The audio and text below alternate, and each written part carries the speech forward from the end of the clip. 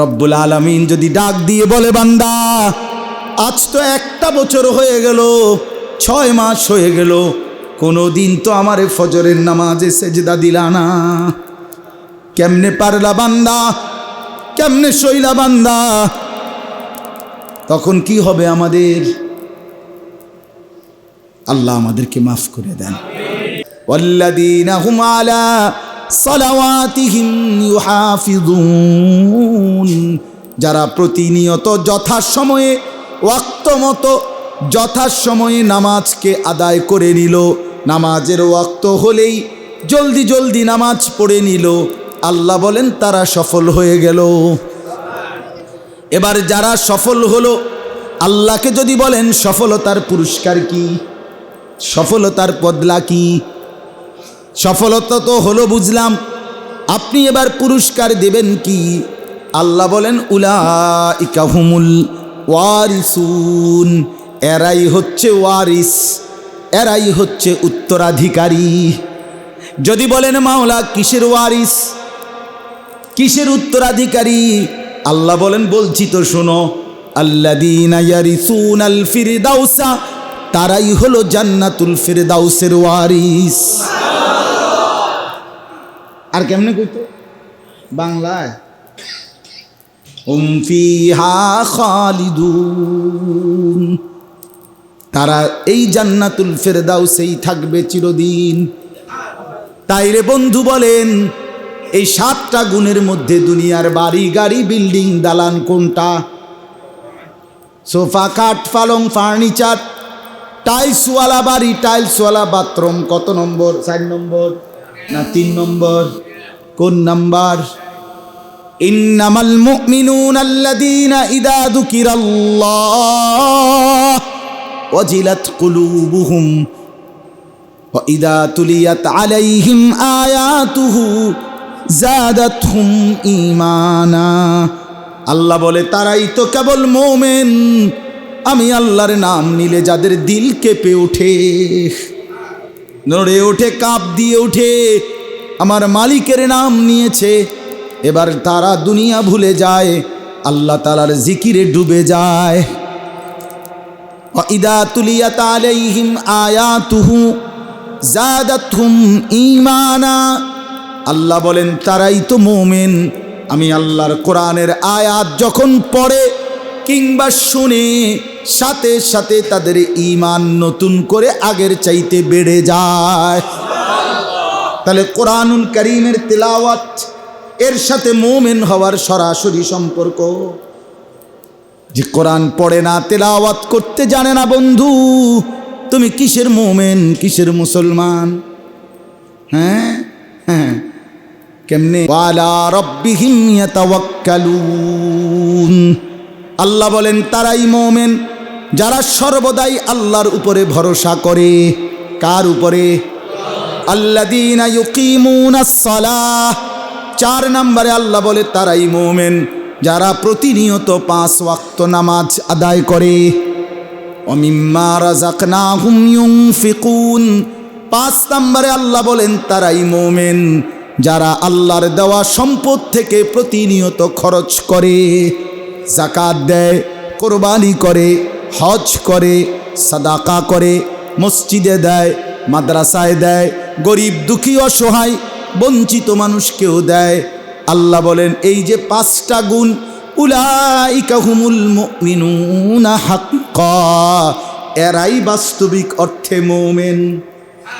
হাক্কা, এরাই বাস্তবিক অর্থে মুমিন। তাহলে 4 তলা বাড়ি এখানে কত নম্বরে? 3টা ফুটবিদের যার, সেই সত্যিকার মুমিন। এটা কয় নম্বরে? 4টা মাইয়া বিয়া দিয়া লাইছে যে বেড়া, এবারে কামিয়া বাবা 2 ফুট ইটালি। হ্যাঁ, এবারে তো অন্য ঠ্যাং দিয়া মাড়ি তাঁড়ে, এটা তো আল্লাহর নিয়ামত, আমরার কফাল। এবারে যদি ঠ্যাঙ্গালগি দিয়ে আঁটতো তাইলে না উত্তম ছিল, কারণ 3 ফুট 2 ফুট ইটালি, এরপরে যে উনি আমগর মতো স্বাভাবিক হাঁটে, এটাই তো আমরার কফাল, এটাই তো আমরার বাপদাদার কফাল। আপনার 2টা ফুট ইটালি, এরপরে আপনি যে আপনার লোকের কথা কন, হ্যাঁ, এত বড় সফল মানুষ, কামিয়াব, উনি কামিয়াব।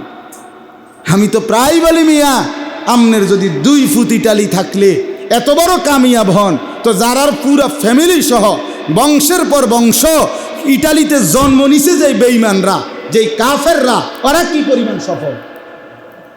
ইটালি যারা জন্মভূমি যাদের, হেরা বেশি সফল না? ও কথা কয় না। আমগো একজন যদি ইটালি যায়, তো কলজা যদি এত বড় হয়ে যায়, তো যেতে জন্ম নিছি ইটালিতে, তারা আরো বেশি কপাল না। তো সান কপাল ডাইরেক্ট, তা তো পুরোটাই কপাল, নাক টাক নাই, চোখও নাই, পুরোটাই কপাল।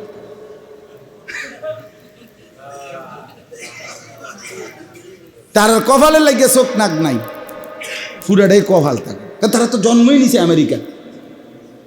আহা, হায় মুসলমান, বুঝা তো উচিত। ভেবে তো দেখেন, নিজের পরিচয় শুনেন। এই যে আয়াত সবগুলোতে আল্লাহ মুমিনের পরিচয় বলছে। কোথাও বলছে 7 গুণ, কোথাও বলছে 5 গুণ। হুদাল্লিল মুত্তাকিন, আল্লাহ বলেন এই কোরআন মুত্তাকিদের জন্য হেদায়েত।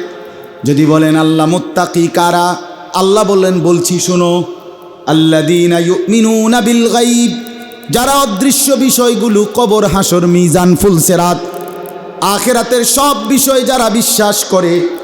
2 নম্বরে ওয়া ইউকিমুনাস সালাহ, 5 ওয়াক্ত নামাজ আদায় করে। 3 নম্বরে ওয়া মিম্মা রাযাকনাহুম ইউনফিকুন, আল্লাহর দেওয়া সম্পদ থেকে আল্লাহর রাস্তায় খরচ করে। 4 নম্বরে ওয়াল্লাযীনা ইউমিনুনা বিমা উনজিলা ইলাইক, আল্লাহর নাজিলকৃত কোরআনের উপরে যারা বিশ্বাস রাখে। ওমা উনজিলা মিন ক্বাবলিক, 5 নম্বরে পূর্বের আসমানি কিতাব তাওরাত, জবুর, ইনজিল, এগুলোকেও যারা মানে, বিশ্বাস করে।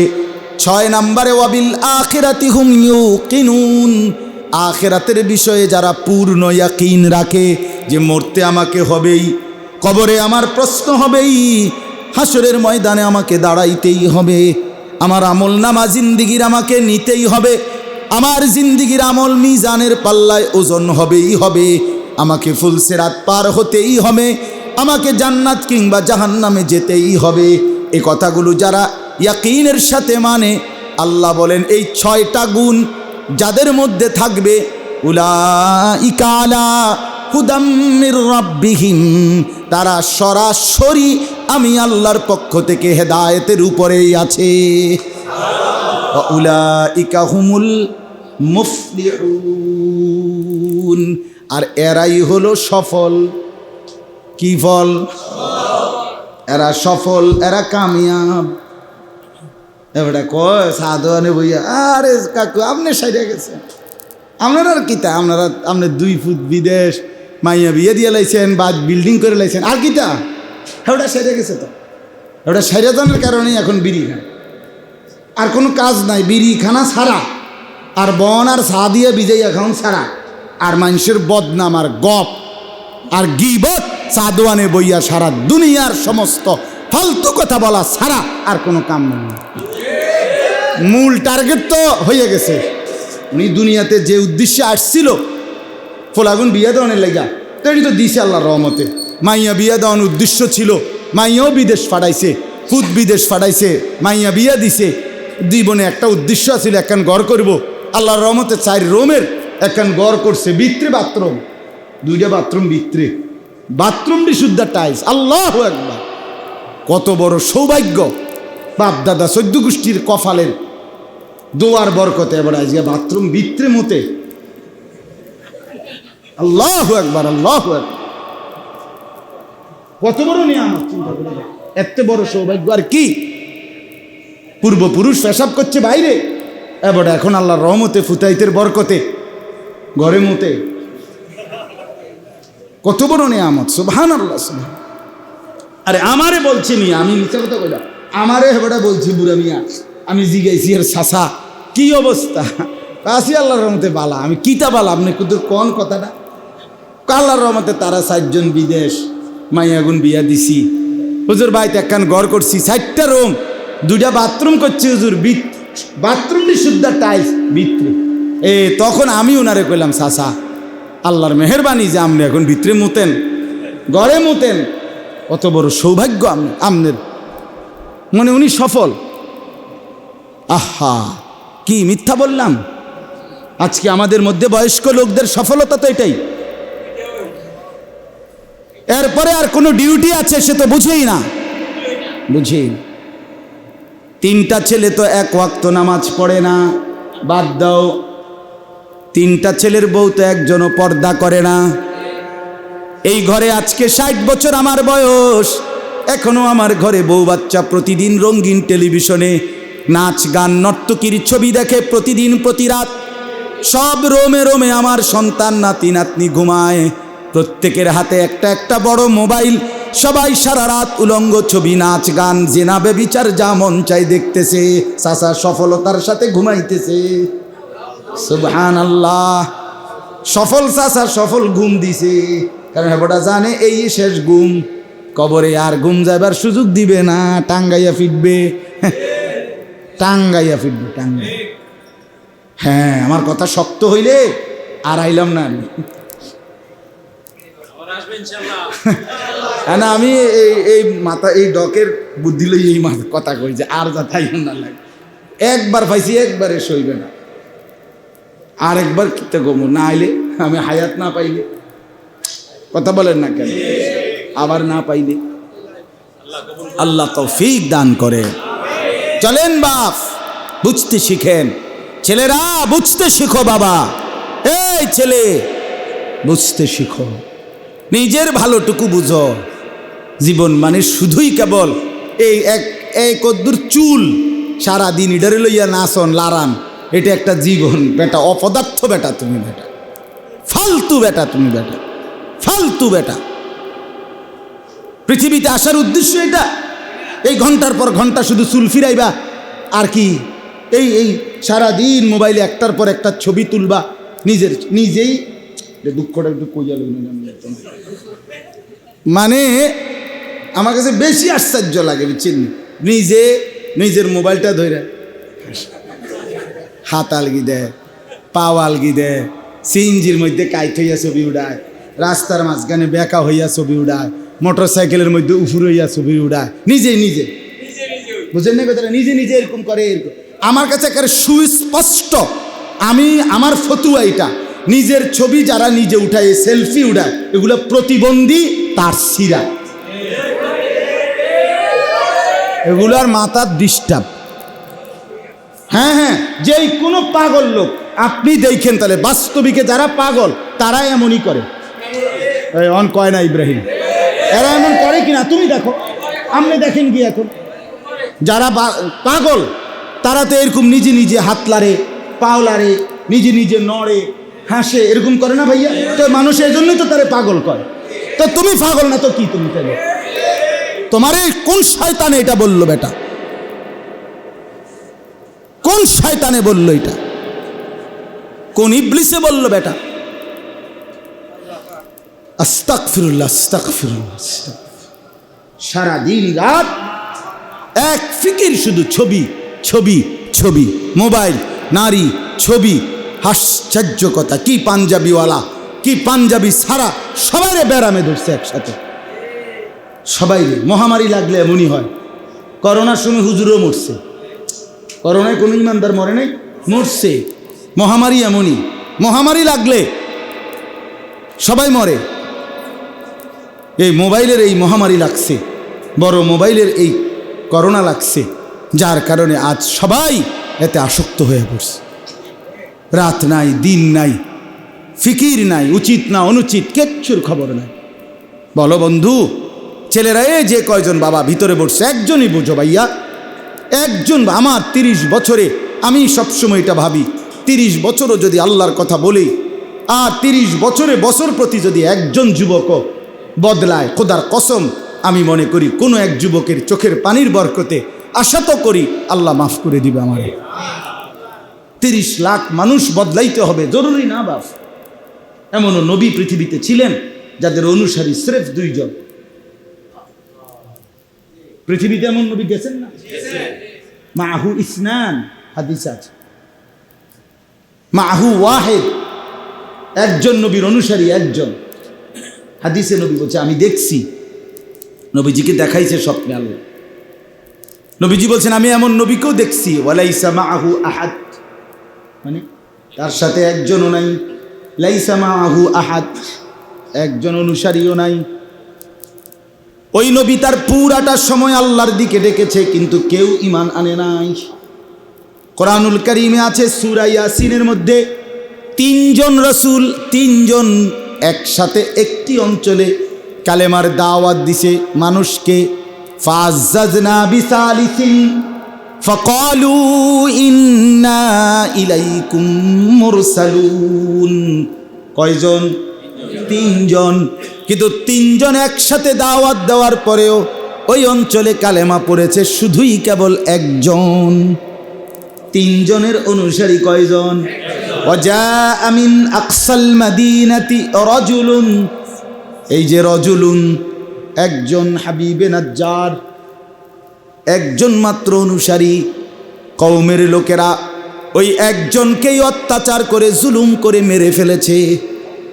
মারতে মারতে ওই একজন ইমানদার মুমিন তাকে যখন চূড়ান্তভাবে মারতে মারতে মেরেই ফেলছিল, আমার আল্লাহর শাজিম থেকে বললেন ফেরেশতা আমার ওই একটা মুমিন বান্দার কাছে তার জান্নাতটা তার সামনে তুলে ধরে তাকে এখনই বলো কিলা দুখুলিল জান্নাহ,